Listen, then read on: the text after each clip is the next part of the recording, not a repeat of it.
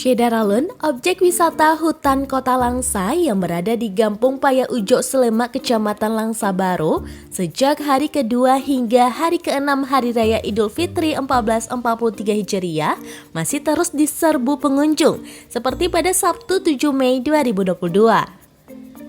Wisatawan datang dari Provinsi Sumatera Utara dan berbagai kabupaten kota di Aceh, seperti Kabupaten Biren, Kota Luxmawe, Aceh Utara, Aceh Timur, Aceh Tamiang, serta daerah lainnya.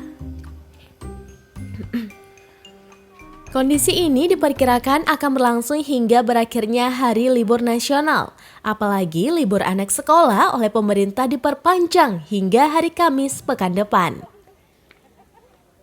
Direktur Utama PT Pekola selaku pengelola hutan kota ini, M. Nur, kepada serambinews.com mengatakan, estimasi rata-rata pengunjung ke hutan kota selama liburan Idul Fitri ini sekitar 5.000 hingga 7.000 orang per hari.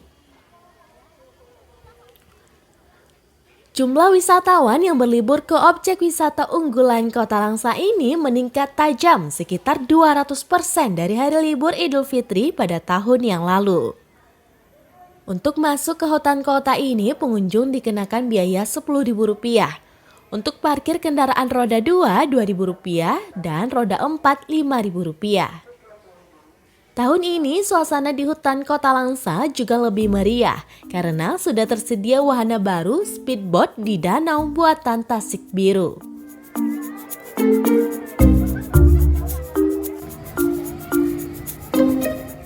Sedangkan wahana bermain lainnya seperti sepeda air, sepeda gantung, flying fox, ATV, serta skuter.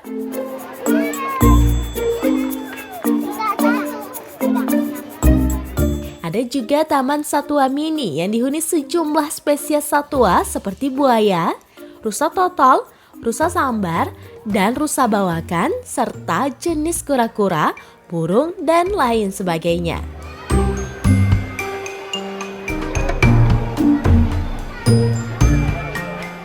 Di lokasi ini juga tersedia sejumlah rumah adat Aceh yang sudah berusia ratusan tahun serta rumah pohon.